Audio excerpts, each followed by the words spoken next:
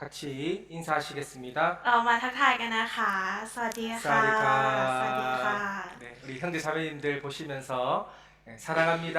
하고 인사하겠습니다. เดี๋ยวเราจะหันไปทักทายพี่น้องที่อยู่ด้านข้างของเราแล้วทักทายว่ารักนะคะกันค่ะ รักนะคะ 사랑합니다. รักนะคะ 네. 네, 그러면 기도하고 말씀 시작하겠습니다. ค่ะก็เดี๋ยวเราจะเริ่มต้นด้วยการอธิษฐานและมาฟังพระวจนะของพระเจ้ากันค่ะ 사랑과 은혜가 풍성하신 살아계신 하나님 아버지 감사합니다. ขอบคุณพระเจ้าพระบิดาผู้ทรงเปี่ยมล้นด้วยความรักและพระคุณ 우리가 죄인 되었을 때 우리를 불쌍히 여겨 주셔서 십자가에 못 박히시고 죽으시고 부활해 주셨습니다. ในตอนที่เรายังเป็นคนบาปพระองค์ทรงเมตตาสงสารเราโดยการที่ส่งพระบุตรองค์เดียวของพระองค์มายังแผ่นดินโลกและถูกตรึงบนไม้กางเขนหลังพระโลหิตและสิ้นพระชนม์เพื่อเรา 우리가 받은 그 크고 놀라운 사랑을 이제 많은 영혼들에게 전하고자 합니다. ตอนนี้เรากำลังประกาศความรักของพระองค์ที่เราได้รับมานั้นให้แก่ผู้อื่นอยู่ 아직 진리를 깨닫지 못한 많은 영혼들에게 이 말씀을 증거할 수 있도록 저희들의 마음과 생각을 주장해 주시옵소서. ขอพระองค์ทรงควบคุมดูแลจิตใจและความคิดของเราในการที่เราจะประกาศความจริงนี้ให้แก่จิตวิญญาณที่ยังไม่รู้จักกับพระองค์ได้ด้วยเถิด 아직 세상 가운데 마음이 있는 형제 자매님들 계시다면 하나님의 말씀과 교제 안으로 들어올 수 있도록 주님 인도해 주시옵소서. หากยังมีพี่น้องท่านใดที่มีจิตใจยังเกี่ยวข้องกับสิ่งของทางโลกขอพระองค์ทรงควบคุมดูแลจิตใจของพี่น้องท่านนั้นให้เข้ามาอยู่ในการสามัคคีธรรมของพระองค์ด้วย 오늘 토요일 전체 교제 하나님의 말씀과 또 귀한 간증으로 하나 되게 도와주시옵소서. ในพระวจนะวันเสาร์นี้ขอพระองค์ทรงช่วยให้ช่วงเวลาที่เรามาสามัคคีธรรมกันนั้นเป็นช่วงเวลาแห่งพระคุณด้วยเถิด 참석하지 못한 분들 어느 곳에 있든지 동일한 은혜로 채워주시기를 기도합니다. เราอธิษฐานขอพระองค์ทรงประทานพระคุณให้แก่ผู้ที่ไม่ได้มาเข้าร่วมการสามัคคีธรรมในวันนี้ด้วยไม่ว่าจะอยู่ที่ใดก็ตาม 모든 것 감사드리며 우리를 사랑하시는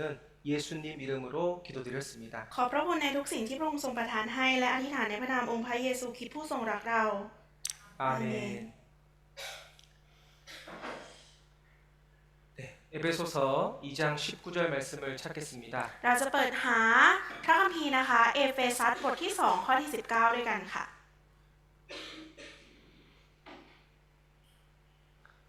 네, 에베소서 2장 19절. 그러므로 이제부터 너희가 외인도 아니요 손도 아니요 오직 성도들과 동일한 시민이요 하나님의 권속이라. เพราะฉะนั้นพวกท่านจึงไม่ใช่คนนอกและคนต่างด้าวอีกต่อไปแต่เป็นพลเมืองเดียวกับ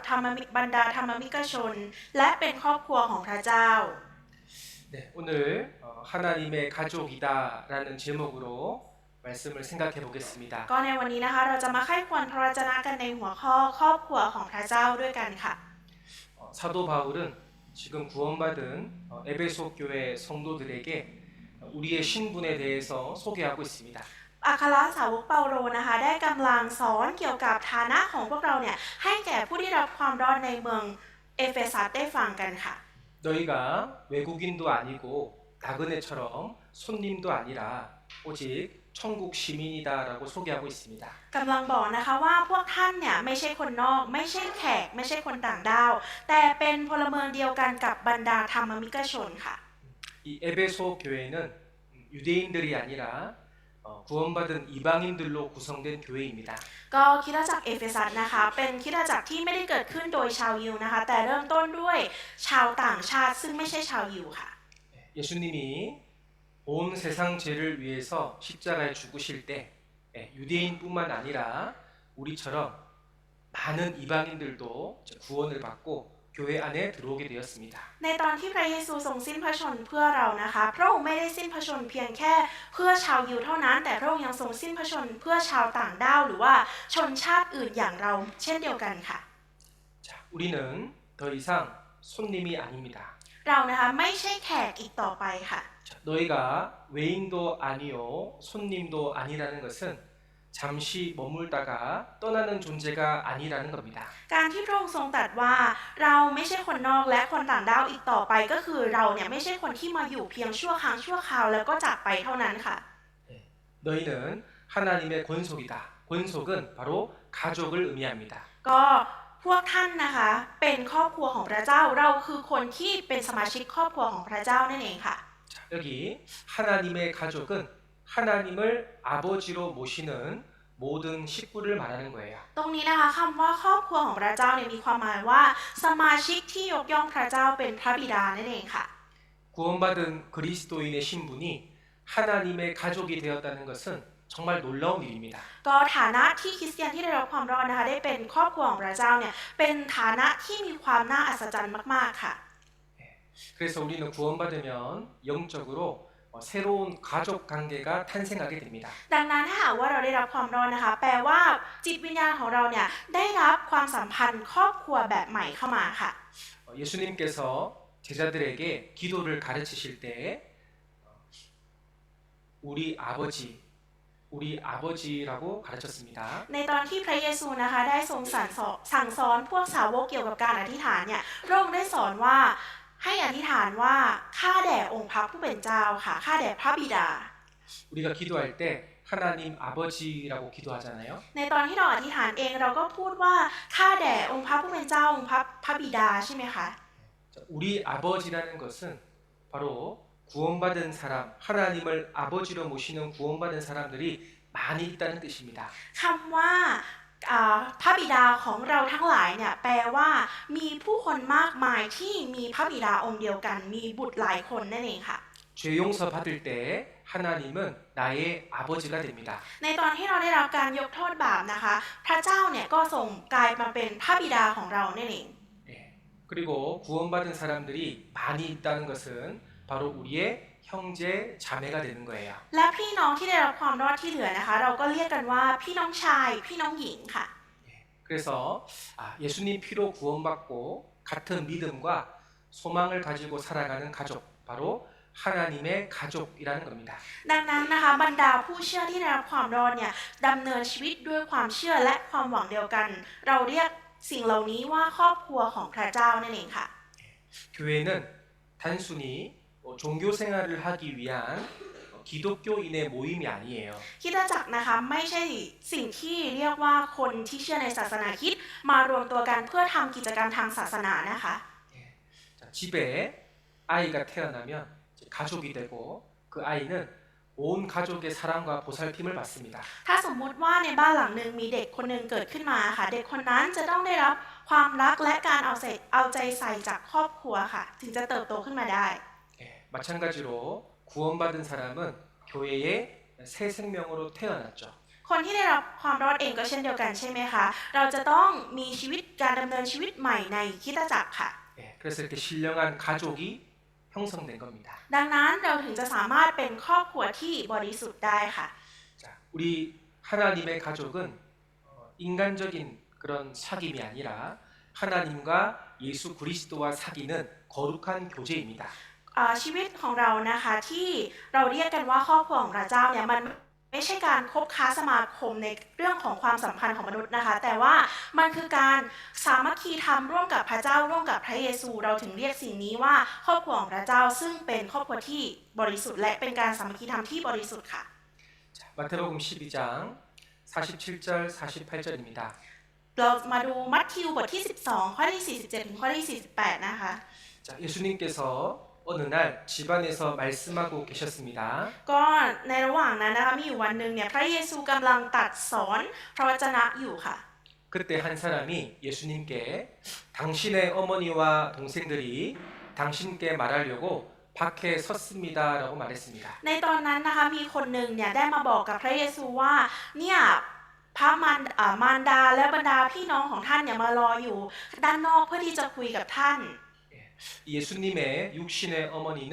우리 마리아라고 알고 있습니다. ก็เรารู้กันอยู่แล้วใช่ไหมคะว่ามารดาของพระเยซูเนี่ยทางด้านร่างกายก็คือนางมารี 그리고 이 마리아는 예수님을 낳은 이후에 여러 명의 자녀를 또 낳았습니다. และหลังจากที่นางมารีคลอดพระเยซูออกมานะคะนางก็ได้มีลูก อีกมากมายหลายคนค่ะ 그래서 성경에 보면 예수님 동생으로 야고보, 요셉, 시몬, 유다가 있었습니다. ดังนั้นถ้าเราดูในพระคัมภีร์นะคะเราจะเห็นว่าพระเยซูเนี่ยมีน้องชายทั้งหมดมีชื่อว่ายากอบโยเซฟซีโมนและยูดาสค่ะ 자, 그런데 밖에 가족들이 있다라고 말했을 때 예수님께서 가족들을 만나러 잠깐 나갔다가 들어올 수도 있었습니다. คือในตอนนั้นนะคะที่มีคนมาบอกว่าครอบครัวของพระเยซูรออยู่ด้านนอกเนี่ยพระเยซูสามารถที่จะหยุดการสั่งสอนพระวจนะและออกไปพบครอบครัวสักเดี๋ยวหนึ่งก็ได้ค่ะ 예, 그런데 예수님께서 누가 내 모친이며 내 동생들이냐 이렇게 되물었습니다. แต่ว่าพระเยซูนะคะกลับถามว่าใครเป็นมารดาของเราใครเป็นพี่น้องของเรา 예, 누가 내 어머니며 누가 내 형제들이냐 내 동생들이냐 자, 이렇게 말하는 것을 보면 예수님은 이 혈연 관계를 부정하는 무시하는 사람처럼 보일 수 있습니다. การที่เราเห็นนะคะว่าพระเยซูทรงตรัสว่าใครเป็นมารดาของเราใครเป็นพี่น้องของเราเนี่ยภาพลักษณ์นี้มันอาจจะทำให้เราคิดว่าพระเยซูเนี่ยทรงเป็นคนที่ไม่สนใจและไม่ให้ความสำคัญกับครอบครัวของตัวเองก็ได้ค่ะกับพี่น้องทางสายเลือดของตัวเองก็ได้ 그러나 예수님이 하신 의미는 말씀하신 의미는 육신의 가족보다 훨씬 더 중요한 영적인 가족이 있다는 것을 설명하기 위해서 이렇게 말씀했어요. แต่การที่พระองค์ตรัสแบบนี้นะคะเป็นการที่พระองค์ทรงอธิบายให้เรารู้ว่ามีครอบครัวที่สำคัญมากกว่าครอบครัวทางเนื้อหนังร่างกายนั่นก็คือครอบครัวฝ่ายวิญญาณค่ะ 자, 마태복음 12장 49절 50절 손을 내밀어 제자들을 가리켜 가라사대 나의 모친과 나의 동생들을 보라 누구든지 하늘에 계신 내 아버지의 뜻대로 하는 자가 내 형제요 자매요 모친이니라 하시더라.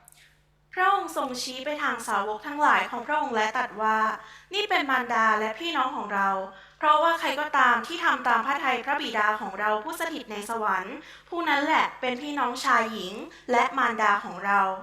자, 여기 손을 내밀어 제자들을 가리켰습니다. ตรงนี้นะคะที่บอกว่าพระองค์เนี่ยทรงชี้นิ้วไปทางสาวกค่ะ 자, 예수님은 밖에 가족이 서 있는데도 이 앞에 있는 제자들을 가르치면서 나의 모친과 나의 동생들을 보라라고 말씀했습니다. ก็ตรงนี้นะคะครอบครัวทางเนื้อหนังของพระเยซูเนี่ยยืนอยู่ด้านนอกแต่พระองค์ทรงชี้ไปทางสาวกว่านี่แหละคือพี่น้องชายพี่น้องหญิงและมารดาของเรา 바로 예수님 앞에 있는 제자들을 가장 가까운 영적인 가족이라고 소개하고 있습니다. ซึ่งหมายความว่าตอนนี้นะคะพระเยซูเนี่ยกำลังบอกว่าครอบครัวขออภัยค่ะกำลังบอกว่าเหล่าสาวกเนี่ยคือครอบครัวที่ใกล้ชิดมากที่สุดของพระองค์ค่ะ 네, 누구든지 하늘에 계신 내 아버지의 뜻대로 하는 자가 우리 가족이다라는 거예요. ก็เป็นการพูดนะคะว่าใครก็ตามที่ทำตามพระประสงค์หรือว่าพระทัยของพระเจ้าผู้สถิตในสวรรค์เนี่ยก็เป็นพี่น้องของเราและเป็นมารดาของเราเป็นครอบครัวของเราค่ะ 하나님의 뜻대로 행하는 것을 가족의 기준으로 삼으셨습니다. ก็พระองค์นะคะได้ทรงกำหนดวิธีการหรือว่ากฎเกณฑ์เนี่ยในการที่เราจะเป็นครอบครัวของพระองค์ไว้ค่ะ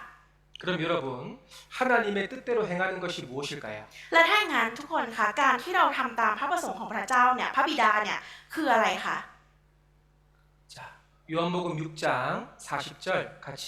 읽어보겠습니다. เราจะอ่านยอห์นบทที่6ข้อที่40ด้วยกันค่ะเพราะนี่แหละเป็นพระประสงค์ของพระบิดาของเราที่จะให้ทุกคนที่เห็นพระบุตรและวางใจพระองค์มีชีวิตนิรันดร์และเราเองจะให้คนนั้นเป็นขึ้นมาในวันสุดท้าย 자, 하나님 아버지의 가장 큰 뜻은 예수님을 믿고 구원을 얻는 겁니다. พระประสงค์นะคะที่ยิ่งใหญ่มากที่สุดของพระเจ้าก็คือการที่เราเนี่ยได้รับความรอดโดยผ่านทางความเชื่อในพระเยซูนั่นเองค่ะ 네, 이처럼 하나님의 뜻대로 예수님을 통해서 영생 얻은 구원받은 사람을 예수님의 가족이라고 설명하고 있는 겁니다. ก็เป็นการกำลังอธิบายนะคะว่าคนที่เชื่อผ่านทางพระเยซูได้รับความรอดได้รับชีวิตนิรันดร์ผ่านทางพระเยซูเนี่ยเป็นครอบครัวของพระเยซูที่ทำตามพระประสงค์ของพระเจ้านั่นเองค่ะ 자, 요한복음 19장 26절 27절을 같이 읽어보겠습니다. เราจะอ่านยอห์นบทที่19ข้อที่16ถึงข้อที่27ด้วยกันนะคะ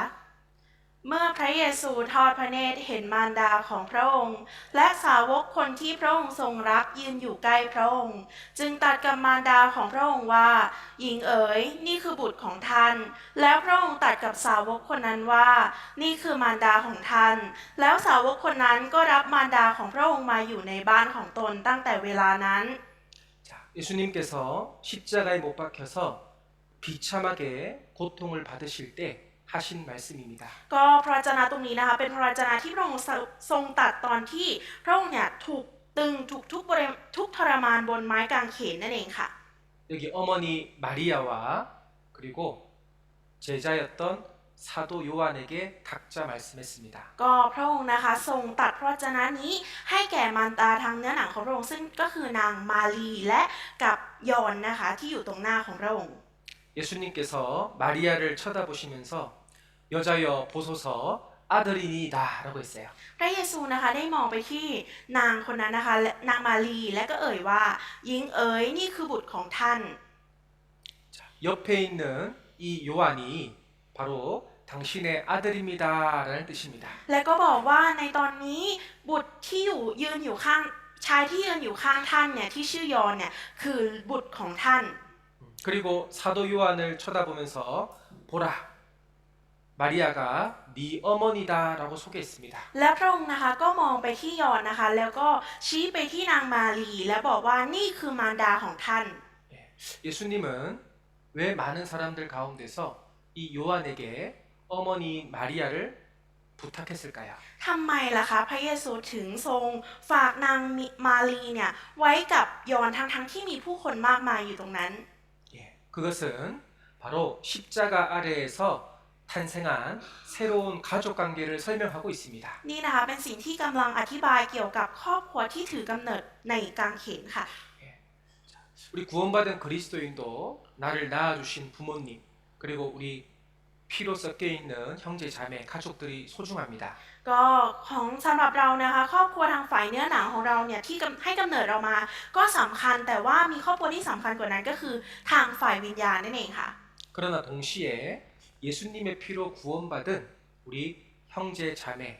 가족이 하나님의 가족이 있다는 사실이 더 중요합니다. ก็เราควรจะดูแลครอบครัวทางฝ่ายเนื้อหนังของเราให้ดีนะคะแต่ในขณะเดียวกันเนี่ยเราก็มีความจำเป็นที่จะต้อง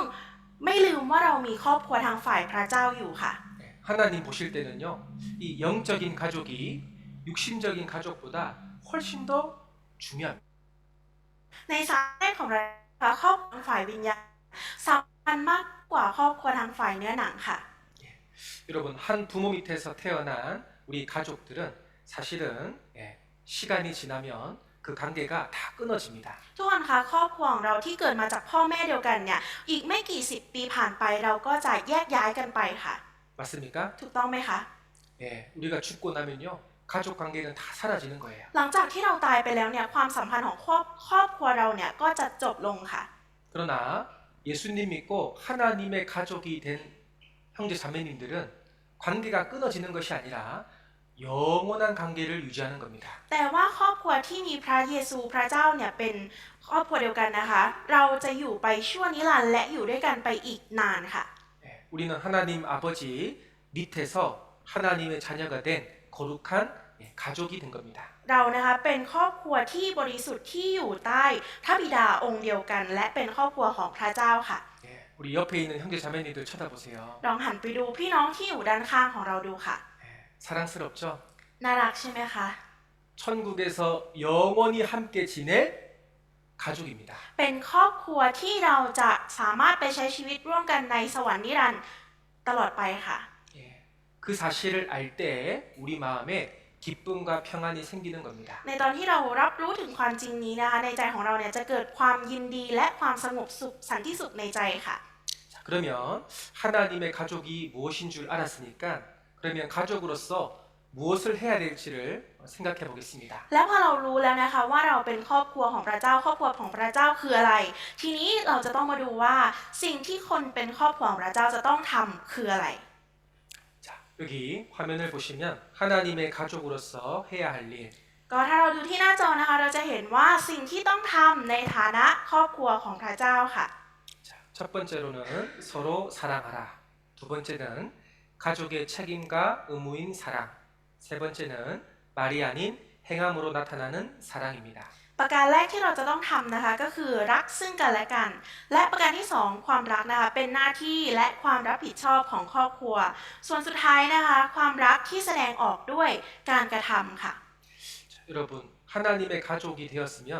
제일 중요한 일이 무엇이냐면 바로 서로 사랑하는 것입니다. ทุกคนคะถ้าถามว่าการที่เราเป็นครอบครัวของพระเจ้าเนี่ยสิ่งที่สำคัญมากที่สุดที่เราจะต้องทำคืออะไร นั่นก็คือการที่เราจะต้องรักซึ่งกันและกันค่ะ 자, 요한복음 13장 34절 같이 읽겠습니다. เราจะอ่านยอห์นบทที่ 13 ข้อที่ 34 ด้วยกันค่ะ เราให้บัญญัติใหม่ไว้กับพวกท่าน คือให้รักซึ่งกันและกัน เรารักพวกท่านมาแล้วอย่างไร ท่านก็จงรักกันและกันด้วยอย่างนั้น 자, 여기 예수님께서 십자가의 죽음을 앞두시고 서로 사랑하라. 이 유언 같은 당부 말씀을 하셨습니다. ตอนนี้นะคะเป็นพระวจนะตอนที่ก่อนที่พระเยซูนะคะจะเผชิญกับความทุกข์ทรมานบนกางเขนนะคะพระองค์ได้ทรงตรัสว่าให้รักซึ่งกันและกันค่ะ 이 당시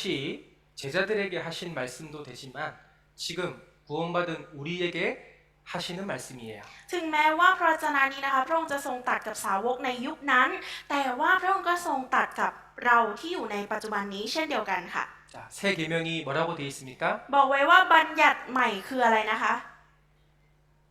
네, 서로 사랑하라. ให้รักซึ่งกันและกัน 자, 여기 새 계명이 있으니까 옛 계명도 있겠죠. ตรงนี้ถ้ามันมีบัญญัติใหม่แสดงว่าจะต้องมีบัญญัติเก่าด้วยถูกต้องไหมคะ 자, 여기 옛날 계명은 바로 하나님의 율법을 말하고 이 새 계명은 바로 은혜를 말합니다. ตรงนี้นะคะถ้าพูดถึงบัญญัติเก่าเนี่ยก็หมายถึงธรรมบัญญัติ10ประการของพระเจ้านะคะแล้วก็ถ้าเป็นบัญญัติใหม่ก็คือพูดถึงพระคุณนั่นเองค่ะ 여러분, 율법의 핵심은 우리가 마음을 다하고 목숨을 다하고 힘을 다해서 하나님과 이웃을 사랑하라입니다. ใจความสำคัญของธรรมบัญญัติเก่านะคะก็คือจงรักเพื่อนบ้านเหมือนที่ท่านรักตนเองคือให้พยายามนะคะ 그런데 우리는 아담 안에서 죄인으로 태어났잖아요. แต่ว่าเราทุกคนเนี่ยเกิดมาภายใต้อาดัมค่ะ 죄인으로 태어난 우리는 하나님과 이웃을 사랑할 수 있는 힘이 없어요. เราที่เกิดมาเป็นคนบาปภายใต้อาดัมนะคะเราไม่สามารถที่จะมีกำลังในการรักคนอื่นได้ค่ะ 예, 그래서 여기 죄인에게는 불가능한 요구고 바로 율법을 통해서 우리 죄를 깨닫게 하는 겁니다. ดังนั้นบัญญัติเก่านะคะเป็นสิ่งที่เราเนี่ยไม่สามารถพยายามทำได้เป็นเพียงแค่สิ่งที่ทำให้เราคือค่ะ 은 예수님께서 내가 목숨을 다해서 너를 사랑했으니 너도 서로 사랑해라고 말하는 거예요. แต่ว่าบัญญัติใหม่นะคะเป็นบัญญัติที่พระองค์ทรงบอกว่าพระองค์เนี่ยทรงรักพวกเราจนถึงกระทั่งชีวิตของพระองค์เองดังนั้น เราทุกคนเนี่ยก็ต้องรักซึ่งกันและกัน 자, 여기 어린아이가 무거운 쌀가마니를 들고 있잖아요. ตรงนี้เห็นใช่ไหมคะว่ามีเด็กคนหนึ่งเนี่ยกำลังถือกระสอบข้าวที่มันหนักๆอยู่ 예, 이 옛 계명은 이걸 들고 움직이라는 거예요. 불가능한 겁니다. ก็ธรรมบัญญัติเก่านะคะบัญญัติเก่าเนี่ยเป็นสิ่งที่มันหนักหนานะคะไม่สามารถที่จะถือแล้วขยับเขยื่อนไปได้ 그런데 새 계명은 할 수 있는 힘을 주시고 그 힘으로 들라는 거예요. แต่ว่าบัญญัติใหม่นะคะเป็นการที่พระองค์ทรงให้กำลังของเราอย่างเพียงพอ ให้พระคุณแก่เราทำให้เราเนี่ยสามารถทำสิ่งนั้นได้ด้วยกำลังที่เราได้รับมานั่นเองค่ะ 자, 구원받은 사람은 예수님의 사랑을 받은 사람입니다. คนที่ได้รับความรอดนะคะคือคนที่ได้รับความรักของพระเยซูค่ะ 이제는 사랑할 수 있는 힘이 여러분 속에 있는 거예요. ตอนนี้ในเราทุกคนเนี่ยมีความรักมีกำลังที่จะสามารถรักคนอื่นได้ค่ะ 예, 사랑할 수 있기 때문에 서로 사랑하라라고 명령하신 겁니다. เพราะว่าเราสามารถรักซึ่งกันและกันได้พระองค์จึงทรงตรัสสั่งให้เรารักซึ่งกันและกันนั่นเองค่ะ 자, 따라합니다. พูดตามนะคะ 서로 사랑하라. จงรักซึ่งกันและกัน 서로 사랑하라. จงรักซึ่งกันและกัน 일방적으로 사랑하는 것이 아니라 같이, 그죠? 서로 구원받은 사람들끼리 사랑하는 겁니다. ไม่ใช่รักเพียงข้างเดียวเท่านั้นนะคะ แต่มันคือการรักซึ่งกันและกันในหมู่คนที่ได้รับความรอดค่ะ 여러분, 세상 사람들하고는 서로 사랑할 수가 없어요. ทุกคนคะระหว่างคนที่อยู่ในโลกใบนี้คนอื่นเนี่ยเราไม่สามารถที่จะรักซึ่งกันและกันได้ค่ะ 예, 우리는 구원받지 못한 사람을 일방적으로 불쌍히 여기고 사랑하는 겁니다. แต่ว่าเราสามารถรักคนที่อยู่ข้างนอกของเราได้แล้วก็รักเป็นรักที่รักให้เขาฝ่ายเดียวได้ค่ะ 그런데 구원받은 사람은 예수님 안에서 같이 사랑하는 거예요. แต่ว่าคนที่ได้รับความรอดที่อยู่ในคริสตจักรนะคะคือรักซึ่งกันและกันภายในพระเยซูคริสต์ค่ะ 여러분 한 집안에서 아이가 태어나면 서로 아껴주고 사랑해주고 보살펴주듯이 우리 교회 안에서도 형제 자매님들을 서로 아끼고 도와줘야 되는 거예요. เช่นเดียวกันกับที่เด็กคนหนึ่งเกิดมาในบ้านหลังหนึ่งจะต้องได้รับความรักและการเอาใจใส่ดูแลนะคะคริสตจักรก็เช่นเดียวกันเราจะต้องได้รับความรักและการเอาใจใส่ช่วยเหลือเกื้อกูลซึ่งกันและกันระหว่างพี่น้องของเราที่ได้รับความรอดค่ะ 자, 두 번째로 가족은 아름다운 관계이기는 하지만 반드시 책임과 의무가 따라갑니다. แน่นอนว่าความสัมพันธ์ในครอบครัวเนี่ยเป็นความสัมพันธ์ที่สวยงามแต่มันก็จะต้องมีหน้าที่และความรับผิดชอบที่เราจะต้องทำค่ะ 아버지, 어머니 그리고 자녀들은 각자의 위치에 맞는 책임과 의무를 다해야 되는 거예요. ไม่ว่าจะเป็นคุณพ่อคุณแม่หรือคุณลูกนะคะต่างคนต่างก็มีภาระหน้าที่ที่ตัวเองจะต้องทำเหมือนกันค่ะ 어린아이는 잘 먹어야 되고 부지런히 자라서 부모님을 순종하게 하는 것, 부모님께 순종하는 것이 어린아이의 책임과 의무입니다. หน้าที่ของเด็กเล็กนะคะก็จะต้องกินให้อิ่มๆเติบโตให้ถูกต้องนะคะแล้วก็ตั้งใจเชื่อฟังคำของพ่อแม่ค่ะถึงจะเป็นหน้าที่ของตนนั่นเอง 그리고 학생은 학생의 신분에 맞게끔 학교를 잘 다니고 공부를 열심히 하는 것이 또 책임과 의무입니다. และหน้าที่และความรับผิดชอบของน้องๆนักเรียนเองก็เช่นเดียวกันนะคะคือการที่จะต้องตั้งใจขยันไปโรงเรียนและตั้งใจเรียนนะคะถึงจะสมกับการที่ตัวเองเป็นนักเรียนค่ะ 그리고 부모님은 자녀들을 잘 키우고 그리고 경제적으로 부양할 수 있는 그것이 책임과 의무입니다. ส่วนหน้าที่ของคุณพ่อคุณแม่นะคะก็จะต้องดูแลเรื่องด้านการเงินนะคะในการเลี้ยงดูหรือว่าจุนเจือครอบครัวนั่นเองค่ะ 자, 가족 안에도 책임과 의무가 있다면 하나님의 가족 안에서도 의무와 책임이 있겠죠. ดังนั้นถ้าหากว่าความสัมพันธ์ทางครอบครัวฝ่ายเนื้อหนังเรายังมีความรับผิดชอบหน้าที่ใช่ไหมคะแปลว่าครอบครัวของพระเจ้าก็คงจะต้องมีความรับผิดชอบและหน้าที่เหมือนกัน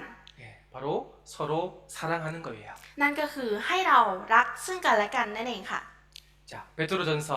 1장 22절입니다. 너희가 진리를 순종함으로 너희 영혼을 깨끗하게 하여 거짓이 없이 형제를 사랑하기에 이르렀으니 마음으로 뜨겁게 피차 사랑하라. 1 เปโตรบทที่ 1 ข้อที่ 22 นะคะบันทึกไว้ว่าเมื่อพวกท่านได้ชำระจิตใจให้บริสุทธิ์แล้วด้วยการเชื่อฟังความจริงจนมีใจรักพี่น้องอย่างจริงใจ พวกท่านจงรักกันให้มากด้วยน้ำใสใจจริง 자, 여기 죄 용서받고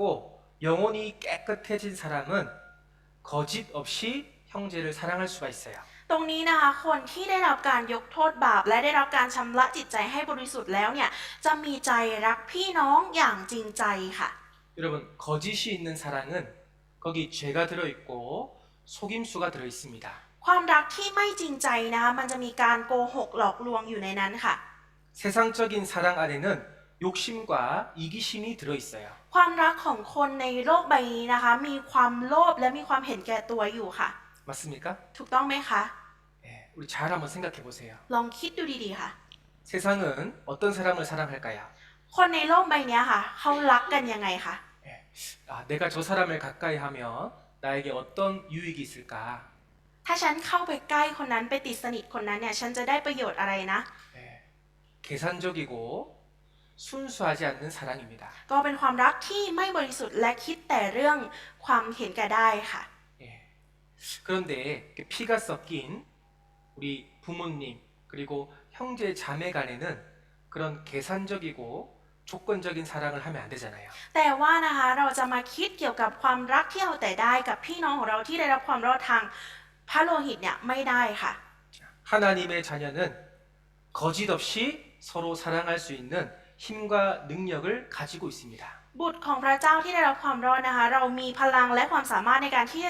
เราจะรักซึ่งกันและกันอย่างจริงใจได้ค่ะ 예, 왜냐하면 그 십자가의 사랑이 거짓 없는 사랑이기 때문에 그래요. เพราะว่าความรักที่เราได้รับมาคือความรักที่อยู่บนไม้กางเขนนั้น เป็นความรักที่จริงใจค่ะ 자, 여기 사랑은 감정이 아니라 책임입니다. ตรงนี้นะคะบอกไว้ว่าความรักไม่ใช่ความรู้สึกแต่เป็นหน้าที่ 어떤 사람은 내가 감정이 있어야지만 그 형제 자매를 사랑해야 돼라고 오해할 수 있습니다. บางคนอาจจะเข้าใจผิดนะคะว่าฉันจะต้องมีความรู้สึกรักก่อนฉันถึงจะสามารถรักพี่น้องชายพี่น้องหญิงคนนั้นได้ 예, 미워하는 마음이 있어도 우리는 사랑해야 될 책임이 있는 거예요. เรานะคะมีหน้าที่ที่จะต้องรักถึงแม้ว่าเราจะมีความเกลียดอยู่ภายในใจก็ตามค่ะ 그런데 이 예수님의 사랑도 내가 잘못하면 시간이 지나면서 식거나 형식적으로 변할 수 있습니다. แต่ว่าอย่างไรก็ตามนะคะความรักเนี้ยที่เราได้รับมามันอาจจะค่อยๆเย็นลงหรือว่าเสื่อมลงก็ได้เช่นกันค่ะ 그래서 여기 우리는 말씀과 교제를 통해서 거짓 없는 사랑을 지켜내야 합니다. ดังนั้นนะคะเราจำเป็นที่จะต้องรักษาความรักที่ปราศจากความเสแสร้งหรือว่าปราศจากความโกหกนี้ไว้ค่ะ ผ่านทางพระวจนะของพระเจ้าและการสามัคคีธรรมนั่นเอง 예, 여러분 사랑은 감정이 아니라 뭐라고요? ทุกคนคะความรักไม่ใช่ความรู้สึกแต่เป็นอะไรคะ 예, 책임입니다. เป็นหน้าที่ค่ะ 자, 요한일서 3장 14절 같이 읽어보겠습니다. เราจะอ่านยอห์นบท1 ยอห์นบทที่ 3 ข้อที่ 14 ด้วยกันค่ะ เรารู้ว่าเราได้พ้นจากความตายไปสู่ชีวิตแล้ว ก็เพราะเรารักพี่น้อง ผู้ที่ไม่รักก็ยังอยู่ในความตาย 자, 여기 우리가 구원을 받아서 사망에서 생명으로 옮겨졌다는 증거를 어떻게 알 수 있을까? ทุกคนคะเรารู้ได้ยังไงว่าเราเนี่ยสามารถพ้นจากความตายไปสู่ชีวิตแล้ว เรารู้ได้ยังไงคะ 여기 우리가 형제를 사랑함으로 알 수 있다라고 돼 있어요. ตรงนี้นะคะบันทึกไว้ว่า เพราะเรารักพี่น้องเราถึงรู้ได้ค่ะ 네. 여러분 우리 형제 자매님들 사랑하십니까? แล้วทุกคนล่ะคะรักพี่น้องของเราหรือไม่ 예, 그게 바로 구원받았다는 증거입니다. นั่นคือหลักฐานที่ว่าเราเนี่ยได้รับความรอดค่ะ 구원받은 사람은 교회를 사랑하는 마음이 반드시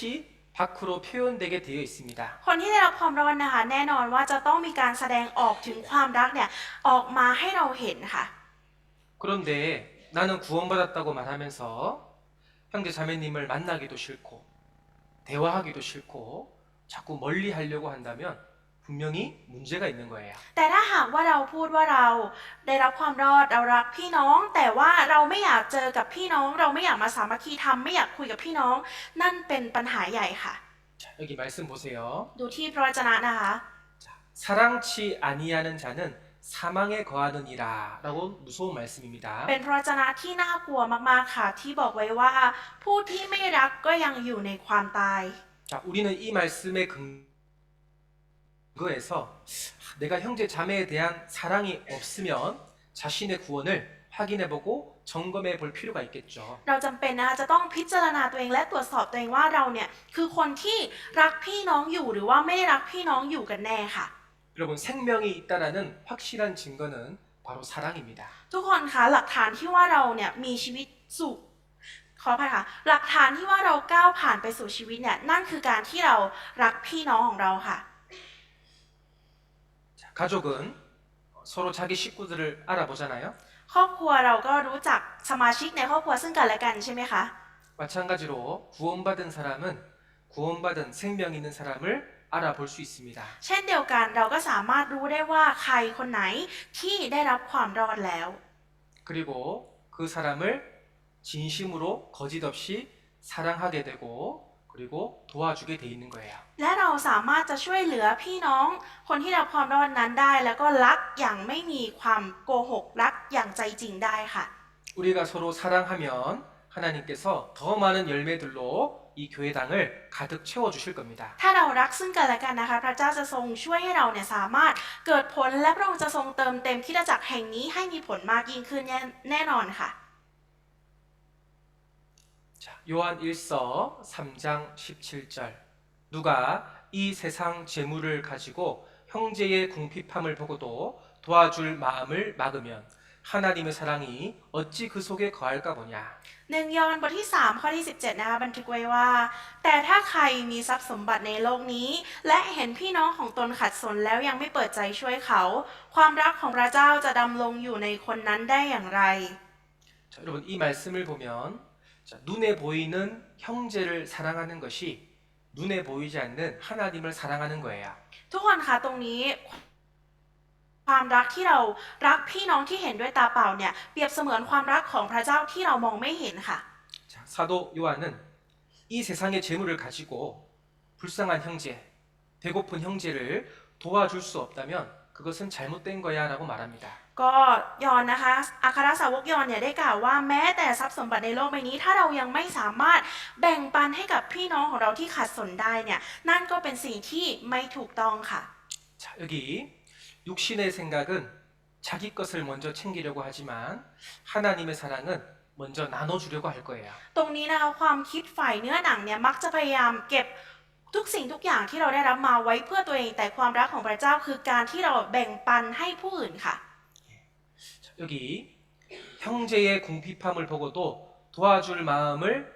막는다라고 되어 있잖아요. ตรงนี้ก็บันทึกไว้แล้วใช่ไหมคะว่าเห็นพี่น้องของตนขัดสนแล้ว แต่ยังไม่เปิดใจค่ะ 누가 막을까요? ใครไม่เปิดใจค่ะใครมาปิดกั้นไว้ค่ะ 도와주고 싶은데 도와주기 싫어. 예. 누가 그 마음을 줄까요? ใครเป็นคนให้จิตใจแบบนี้กับเราคะอยากจะช่วยนะ แต่ว่าฉันไม่อยากจะช่วย 바로 나의 육신입니다. นั่นก็คือร่างกายเนื้อหนังของเรานั่นเองค่ะ 나의 육신의 생각이 형제 자매를 도와줄 마음을 막아버리는 거예요. ความคิดของเนื้อหนังร่างกายเนี่ยมันมาปิดกั้นความที่เราอยากจะช่วยเหลือพี่น้องของเราไว้ค่ะ 우리가 입으로는 형제 자매님 사랑합니다. 친절하게 말할 수 있습니다. เราอาจจะพูดว่าเรารักพี่น้องของเราด้วยปากของเราได้ค่ะ 그런데 물질을 가지고 어려운 형제 자매님들을 도와주지 않고 또 교회를 사랑하지 않는다면 그것은 말과 행동이 전혀 다른 거예요. แต่ว่าถ้าหากว่าเรามีทรัพย์สมบัติแล้วเราเนี่ยยังไม่เปิดใจที่จะช่วยพี่น้องที่ขัดสนหรือว่าไม่อยากจะช่วยคริสตจักรนะคะ นั่นคือการที่เราเนี่ยไม่รักจริงๆค่ะ การกระทำของเราและคำพูดของเราเนี่ยมันเป็นสิ่งที่ขัดแย้งกันค่ะ 육신의 생각은 이기적이고 자기 중심적인 생각 때문에 사랑을 막아버리는 겁니다. ความคิดของฝ่ายเนื้อหนังเรานะคะเป็นความคิดที่มักจะขัดขวางเราด้วยการที่เราเนี่ยเห็นแก่ตัวอยากจะเอาไว้แต่ตัวของเราอยากจะเอาแค่ตัวเองเท่านั้นค่ะ 그래서 우리는 말씀을 통해서 예수님의 사랑을 받았기 때문에 그 예수님의 사랑을 나눠줄 수가 있는 거예요. ดังนั้นถ้าหากว่าเราได้รับความรักของพระเยซูผ่านทางพระวจนะแล้ว เราก็สามารถที่จะแบ่งปันความรักนี้ออกไปให้แก่คนอื่นได้ค่ะ 자, 간혹 어떤 분들이 이런 질문을 합니다. บางคนนะคะก็มีพูดแบบนี้ค่ะว่า 우리 교회는 왜 사랑이 없습니까?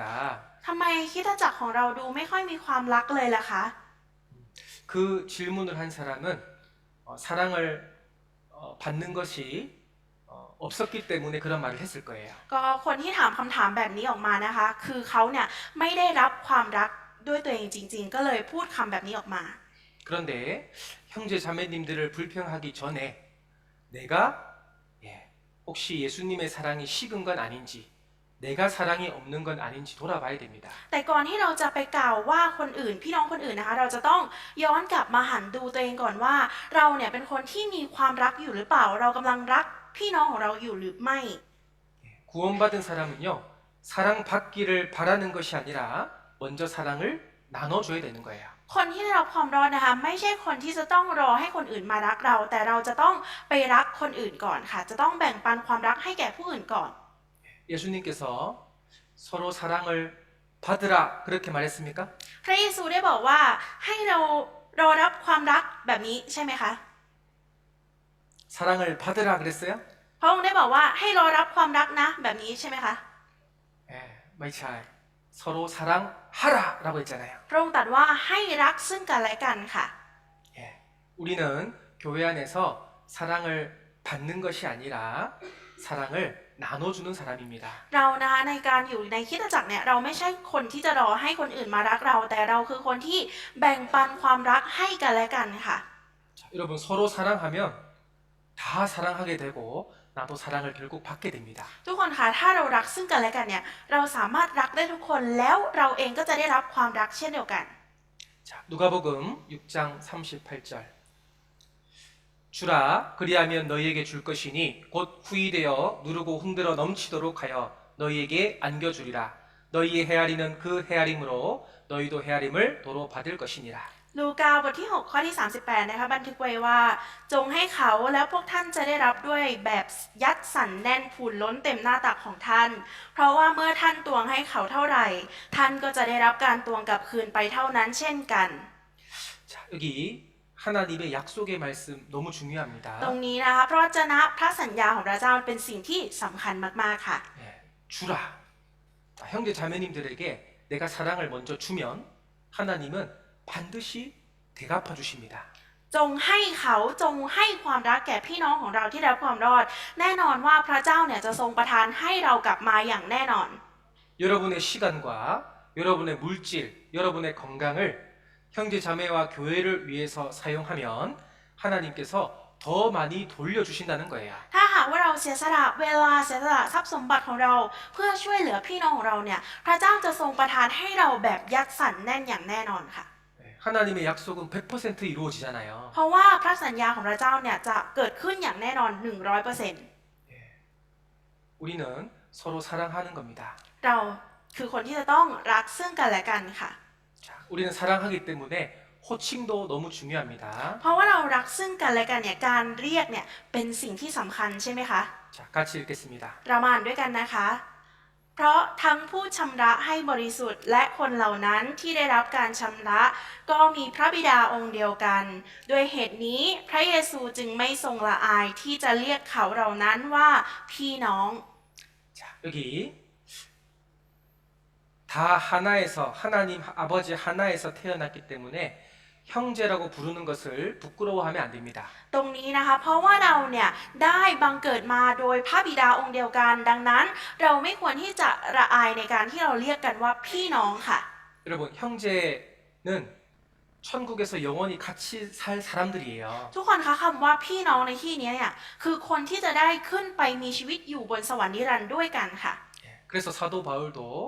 거룩한 형제들아 이렇게 불렀습니다. ดังนั้นนะคะอัครสาวกเปาโลเนี่ยจึงได้กล่าวเรียกว่าพี่น้องธรรมิกชนค่ะ 자, 우리도 교회 안에서 호칭이 중요합니다. ในการเรียกของเราในคริสตจักรเองก็สำคัญมากๆนะคะ 자, 여기 천국의 언어로 부르십시오. ตรงนี้ใช้ภาษาของสวรรค์ในการเรียกกันเถอะ 아줌마, 아저씨, 언니 이 세상적인 호칭을 교회에 가지고 들어오면 안 됩니다. เราจะมาเรียกพี่น้องของเรานะคะในคริสตจักรว่าคุณป้าคุณลุงพี่อย่างนี้ไม่ได้ค่ะ 네, 뭐라고 불러야 됩니까? เราจะต้องเรียกว่าอะไรคะ 네, 형제님, 자매님. พี่น้องชายพี่น้องหญิงค่ะ 네. 그래서 우리 요 예린 이렇게 부르지 마시고 예린 자매님 이렇게 불러야 되겠죠? ดังนั้นไม่ควรเรียกโยเยรินอย่างนี้นะคะควรจะเรียกว่าพี่น้องเยรินพี่น้องโยค่ะ 아, 우리 빠띠임, 빠능 이렇게 부르지 말고 예, 자매님 이렇게 불러야 되겠죠? แล้วเราก็ไม่ควรเรียกป้าติ๋มป้าหนึ่งเราควรจะเรียกพี่น้องค่ะพี่น้องติ๋มพี่น้องหนึ่งอย่างนี้ค่ะ 예, 우리는 예수님의 피로 한 몸 된 형제 자매라는 것을 잊으시면 안 됩니다. เราจะลืมไม่ได้นะคะว่าเราเนี่ยเราเนี่ยเป็นคนที่ได้รับความรอดควรจะเรียกกันว่าพี่น้องชายพี่น้องหญิงภายในคริสตจักรซึ่งเป็นพระกายของพระเยซูค่ะ 처음에는 좀 창피할 수 있지만 창피한 게 절대 아니고요. 너무나 거룩한 호칭입니다. ตอนแรกเราอาจจะรู้สึกเขินๆนะคะแต่เราไม่ต้องเขินค่ะ เราจะต้องเรียกให้ถูกต้องค่ะ 그래서 우리가 서로 살아갈 때 내가 진리 안에 속했다는 것을 증명할 수가 있는 겁니다. ดังนั้นในตอนที่เรารักซึ่งกันและกันเนี่ยมันเป็นการที่เราสามารถพยานออกมาได้ว่าสิ่งนี้แหละคือความจริง 그리고 세 번째로는 말이 아닌 행함으로 사랑을 나타내야 됩니다. และประการที่3นะคะก็คือเราไม่ได้รักด้วยคำพูดแต่เราต้องรักด้วยการกระทำนั่นเองค่ะ 요한일서 3장 18절 같이 읽겠습니다. เราจะอ่าน1 ยอห์นบทที่3ข้อที่18ด้วยกันค่ะ ลูกทั้งหลายเอ๋ยอย่าให้เรารักกันด้วยคำพูดและด้วยปากเท่านั้น แต่จงรักกันด้วยการกระทำและด้วยความจริง 아, 사랑은 말이 아니라 행함과 진실함이구나. ตรงนี้นะคะทำให้เรารู้ว่าอ๋อความรักเนี่ยมันไม่ใช่เพียงคำพูดนะ แต่มันคือการกระทำ 자, 여러분 예를 들어서 어떤 사람이 여러분들에게 부드럽고 친절한 말로 말을 했다고 해서 우리가 사랑을 느낍니까? ทุกคนคะอย่างสมมุติว่าถ้ามีใครสักคนเนี่ยเข้าหาเราแล้วพูดกับเราเพราะๆพูดกับเราดีๆเนี่ยเราจะรักคนนั้นมากขึ้นไหมคะ 아니에요. ไม่ใช่ค่ะ 사랑은 말로 느끼고 혀로 느끼는 것이 아닙니다. ความรักนะคะมันไม่ใช่สิ่งที่นึกสัมผัสได้ด้วยลิ้นหรือว่าด้วยคำพูดเท่านั้นค่ะ 행함과 진실함으로 사랑을 느끼는 거예요. ความรักนะคะมันสามารถสัมผัสได้ด้วยการกระทำจริงปฏิบัติจริงค่ะ 마음이 없이 말만 사랑한다고 하는 것을 위선이라고 말하는 거예요. ถ้าเกิดว่าไม่มีจิตใจนะคะแค่เพียงแค่พูดออกมาเท่านั้นเนี่ยมันไม่ใช่ความจริงมันเป็นความรักที่เสแสร้งค่ะ 자, 여기 야고보서 2장에 예가 나와 있습니다. ก็ในยากอบบทที่2ข้อที่15นะคะมีตัวอย่างขึ้นมาค่ะ 자, 형제 자매님이 배고프고 먹을 것이 없는데 우리가 지나가면서 평안하라, 더웁게 하라, 배부르게 하라 말만 하는 거예요. 부드럽고 친절한 말로. ก็มีพี่น้องของเรานะคะมีความยากลำบากเป็นอย่างมากในการใช้ชีวิตแต่เราบอกว่าขอให้กลับไปอย่างเป็นสุขนะใช้ชีวิตให้ดีให้อบอุ่นให้อิ่มหนำสำราญเถิดแต่เราไม่ได้ช่วยเหลือค่ะ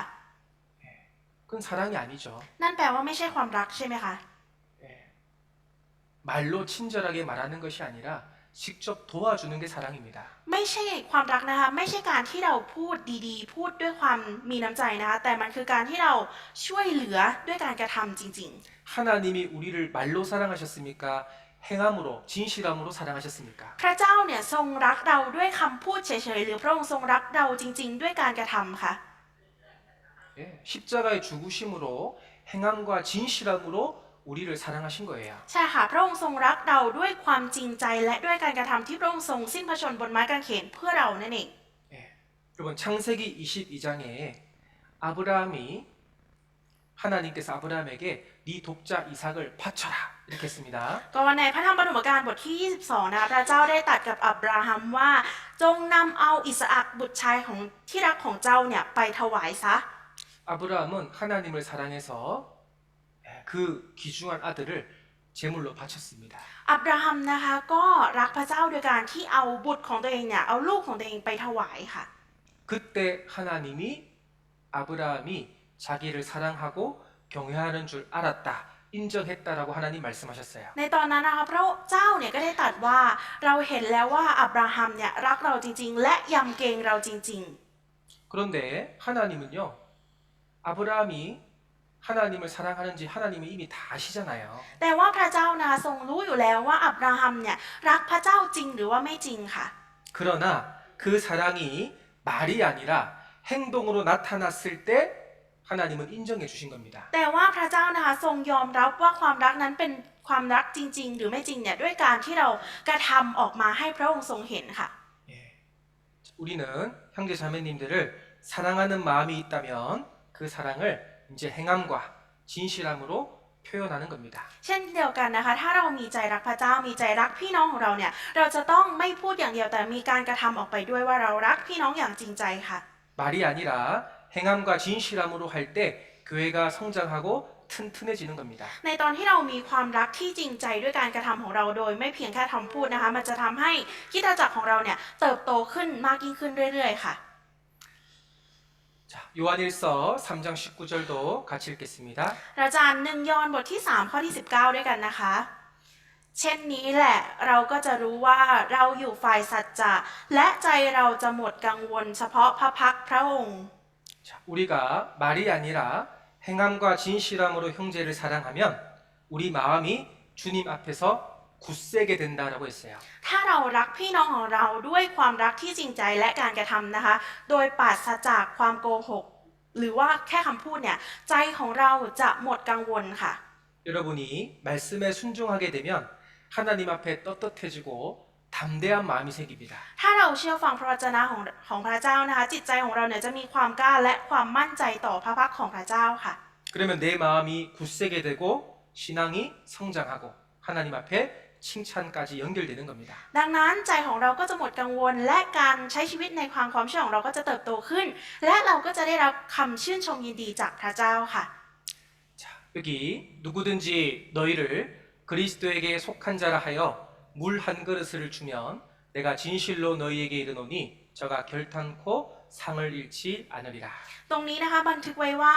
เพราะเราบอกความจริงกับท่านทั้งหลายว่าใครก็ตามที่เอาน้ำถ้วยหนึ่งให้พวกท่านดื่ม เพราะท่านทั้งหลายเป็นฝ่ายพระคริสต์คนนั้นจะไม่ขาดบำเหน็จอย่างแน่นอน 자, 사랑이라는 것은 굉장히 크고 어려운 일이 아닙니다. คำว่ารักนะคะมันไม่ใช่งานที่หนักหนาสาหัสหรือว่ายิ่งใหญ่จนกินตัวค่ะ 예, 이 물 한 그릇 대접하는 것도 아주 큰 사랑입니다. แค่การเอาน้ำเพียงแค่ถ้วยเดียวมาให้เนี่ยก็คือรักที่ยิ่งใหญ่แล้วค่ะ 이 세상에서는 작은 거지만 하나님 앞에 갔을 때는 엄청난 상으로 갚아주시는 거예요. ถึงแม้ว่าการกระทำในโลกใบนี้ของเราจะเป็นสิ่งที่เล็กๆน้อยๆนะคะแต่ถ้าหากว่าเรากลับไปหาพระเจ้าอยู่บนสวรรค์เนี่ยพระเจ้าจะทรงตอบแทนให้เราอย่างล้นหลามแน่นอนค่ะ 그러면 우리 형제 자매님들에게 매일매일이 사랑할 수 있는 기회겠죠. ดังนั้นเราจะมีโอกาสใช่ไหมคะที่จะต้องรักซึ่งกันและกันกับพี่น้องของเราในทุกๆวัน 예, 우리가 교회 안에서 사랑하고 예, 또 봉사하고 또 전도하고 교제하고 찬양하고 이 모든 것들이 사랑의 표현입니다. ทุกสิ่งทุกอย่างที่เราทำในคริสตจักรนะคะไม่ว่าจะเป็นการรับใช้การสามัคคีธรรมการเจอหน้ากันการพบปะกับพี่น้องของเราเนี่ยล้วนแล้วแต่เป็นการแสดงความรักออกมาทั้งนั้นค่ะ 자, 여기 예수님과 베드로의 이야기를 잠깐 해드리겠습니다. ก็เดี๋ยวเราจะมาดูเกี่ยวกับเนื้อหาที่พระเยซูได้ตัดกับเปโตรกันค่ะ 자, 부활하신 예수님께서 베드로에게 네가 이 사람들보다 나를 더 사랑하느냐 질문했어요. ก็พระเยซูผู้ทรงฟื้นคืนพระชนชีพขึ้นมานะคะได้ถามกับขออภัยค่ะกับเปโตรนะคะว่าท่านรักเรามากกว่าคนเหล่านี้หรือ 주님께서 모든 것을 아시오매 내가 주를 사랑하는 줄 주께서 아십니다. 이렇게 고백했습니다. เปโตรนะคะก็ได้ตอบกลับไปว่าองค์พระผู้เป็นเจ้าข้าพระองค์พระผู้เป็นเจ้าเนี่ยพระองค์ทรงทราบทุกสิ่งที่ข้าพระองค์คิดพระองค์ทรงรู้ว่าข้าพระองค์รักพระองค์ 자, 실제로 베드로는 주님을 위해서 죽기까지 사랑하는 마음을 가지고 있습니다. ก็เปโตรนะคะมีจิตใจที่รักพระองค์จนถึงกระทั่งสามารถที่จะสละชีวิตเพื่อพระองค์ได้ค่ะ 자, 그 마음을 안 예수님께서 베드로에게 내 어린 양을 먹이라, 내 양을 치라라고 했습니다. และเพราะพระเยซูนะคะทรงรู้ว่าเปโตรเนี่ยมีความรักแบบนั้นพระองค์จึงตรัสว่าจงเลี้ยงดูแกะของเราจงดูแลแกะของเรา 바로 어린 양, 교회,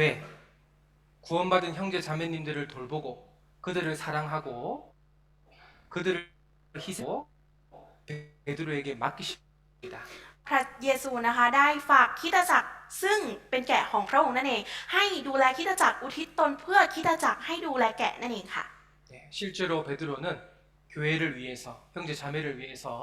십자가에 거꾸로 매달려서 못 박혀 죽었습니다. และในที่สุดนะคะเปโตรก็พิสูจน์ความรักที่มีต่อพระเจ้าโดยการอุทิศตนเพื่อคริสตจักรและพี่น้องนะคะจนถึงขั้นถูกตึงบนกางเขนค่ะ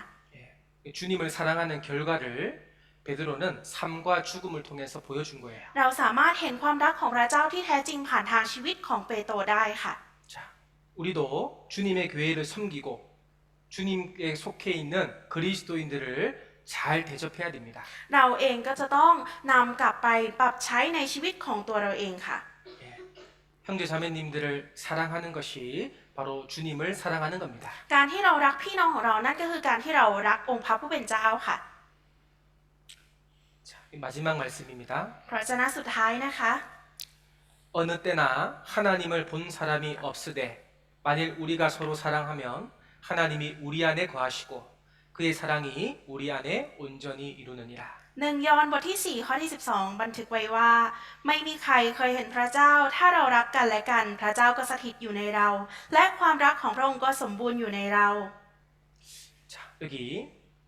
우리가 서로 사랑하면 하나님이 우리 안에 거하십니다. ตรงนี้นะคะบอกไว้ว่าถ้าเรารักกันและกันพระเจ้าก็สถิตอยู่ในเรา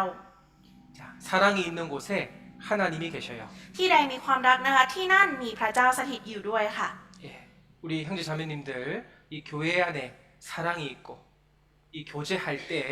하나님께서 역사하십니다. ก็